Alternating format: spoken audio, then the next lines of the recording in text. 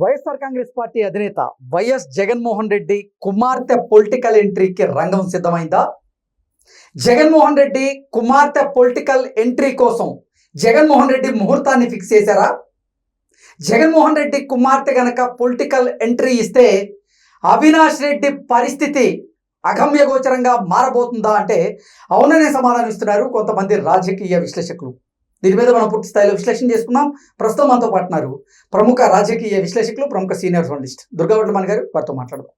Madam నమస్తే అండి. YS Jaganmohan Reddy పెద్ద కుమార్తె పొలిటికల్ ఎంట్రీకి రంగం సిద్ధమైందని, ఆవిడ పొలిటికల్ ఎంట్రీకి జగన్మోహన్ రెడ్డి ముహూర్తాన్ని ఫిక్స్ చేశారని, ఇప్పుడు వైఎస్ హర్షారెడ్డి గనక పొలిటికల్ ఎంట్రీ ఇస్తే వైఎస్ అవినాష్ రెడ్డికి భారీ షాక్ తప్పదనేటువంటి ప్రచారం జరుగుతుంది. దీని మీద మీ విశ్లేషణ ఏంటి మేడం? ఇక్కడ జగన్మోహన్ రెడ్డి ముహూర్తం ఫిక్స్ చేయరు, భారతీ రెడ్డి చేస్తారు. ఓకే. ఎందుకంటే జగన్మోహన్ రెడ్డి ఆడవాళ్ళు రాజకీయాల్లోకి రావడం ఇష్టపడ్డాయి. ఓకే.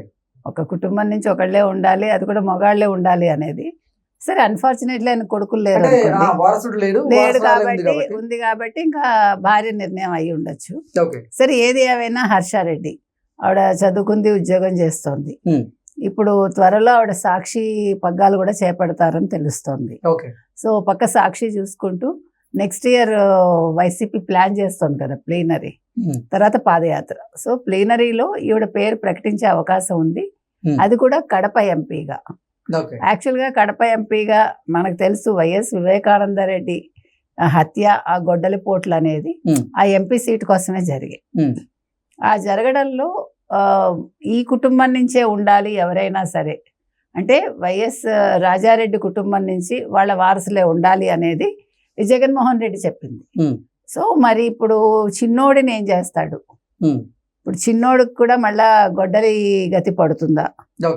గొడ్డలి వేట్లు తప్పవా? అంటే నమ్ముకుని ఉన్నాడు ఇంతవరకు. అరెస్ట్ కాకుండా కూడా చూసింది ఈయనే. లేదు, ఇప్పుడు ఇంకొక ట్విస్ట్ రావచ్చు. పనిలో పని ఇప్పుడు సిబిఐని పిలిపించి అవినాష్ రెడ్డి దగ్గరుండి చేయించాడని అవినాష్ రెడ్డిని పట్టిస్తాడా? ఎవరు? జగన్మోహన్ రెడ్డి. సో అట్లా వదిలించుకుంటాడా కూతురు కోసం? అంటే చెప్పలేము. రాజకీయాలు అనేవి ఎలా ఉంటాయో చూడండి. ఇప్పుడు ఇవాళ వరకు అవినాష్ రెడ్డి ఏమనుకుంటున్నాడు? నేను జగన్మోహన్ రెడ్డికి చాలా ప్రియమైన తమ్ముడిని అనుకుంటున్నాడు. కానీ ఆయన రక్తం వచ్చేసరికి ఇతను పరాయివాడైపోతాడు. తర్వాత ఇక్కడ ఇంకా మీరు ముఖ్యంగా చూసుకోవాల్సింది, మనం చూసాం ఎవరు జగన్మోహన్ రెడ్డి, షర్మిల ఇద్దరు రాజకీయాల్లో ఉన్నారు. అన్నగారితో విభేదించి రాజ్యసభ సభ్యత్వం ఎప్పుడైతే ఇవ్వలేదో, ఏ అన్నగారు ముఖ్యమంత్రి కావాలని ఆవిడ పాదయాత్ర చేశారో, ఏ కొడుకు ముఖ్యమంత్రి కావాలని ఆవిడ ఒక్క ఛాన్స్ ఇవ్వండి ఇదేంటి రాజన్న బిడ్డగా అని అడిగారు. ఆ తల్లి ఆ చెల్లి ఇద్దరు బయటకు వచ్చేసారు. ఈ చెల్లి ఫస్ట్ ఒక తెలంగాణలో ఒక పార్టీ పెట్టింది, అక్కడ ఆవిడ నిలదొక్కుకోలేకపోయారు. తర్వాత ఆంధ్రప్రదేశ్కి వచ్చి మళ్ళీ కాంగ్రెస్ పిసిసి అధ్యక్షురాలు అయింది ఆవిడ షర్మిల.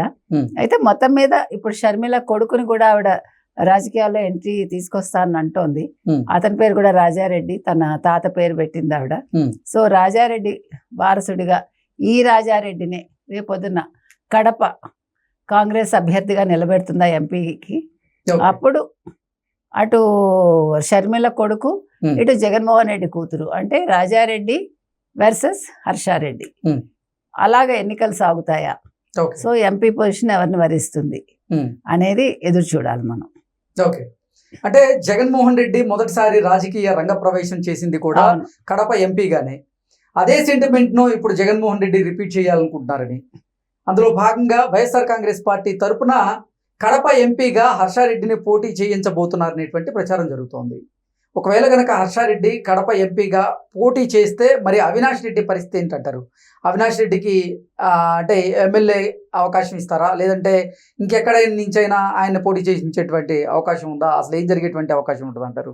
ఏది చెప్పలేం మనం. అదే చెప్తున్నాను మీకు, వదిలించుకుంటాడా లేదో అవకాశం ఇస్తాడా అనేది ఇప్పుడు మనం ముందుగా ఏమి గెస్ చేయలేం. ఎందుకంటే జగన్మోహన్ రెడ్డి రాజకీయాలు అలా ఉంటాయి. అందరినీ దగ్గరికి చేర్చుకుంటాడు, నా వాళ్ళు అంటాడు. తర్వాత కట్ చేస్తే ఎక్కడుంటారు వాళ్ళు? జైల్లో ఉంటారు. మరి ఈయన కూడా జైలు గతే పడుతుందా అవినాష్ రెడ్డికి ఇంతకాలం నమ్ముకున్నందుకు? ఇప్పుడు ఏ ఎంపీ సీటు కోసం అయితే చిన్నాన్నని వేసేసారో, మరి ఇప్పుడు అదే ఎంపీ సీటు కోసం మరి అన్నగారు కూతురు వస్తోంది అంటే మరి కూతురు కోసం ఈయన బలవుతాడా? ఓకే. మరి రాజారెడ్డి హర్షారెడ్డికి ధీటుగా మరి కూటమి ఎవరిని నిల్చోబెడుతుంది? సో ఇప్పుడు వీళ్ళిద్దరినీ కాదని కూటమి గద్దలాగా కడప ఎంపీ సీటు ఎత్తుకెళ్ళిపోతుందా? అది కూడా చూడాలి. ఓకే. అంటే జగన్మోహన్ రెడ్డికి సపోర్ట్ చేస్తూ తొలుత రాజకీయాల్లోకి వచ్చి కొన్ని ప్రసంగాలు చేసినటువంటి షర్మిల గారిని మొదట ఆవిడ గొంతుతో చాలా మంది ట్రోల్ చేశారు. అవును. ఇప్పుడు హర్షారెడ్డి గారు కూడా రాజకీయ రంగ ప్రవేశం చేయబోతున్నటువంటి నేపథ్యంలో అంటే మేనత్తో పోలుస్తూ ఈవిడ వాయిస్ ఎలా ఉండబోతుంది అనేటువంటి చర్చ కూడా చాలా మంది చేస్తున్నారు. దీన్ని కరెక్ట్గా చూడొచ్చు అంటారు? చెప్పలేము, మన రాజకీయాల్లో ఏమైనా సాధ్యం అండి.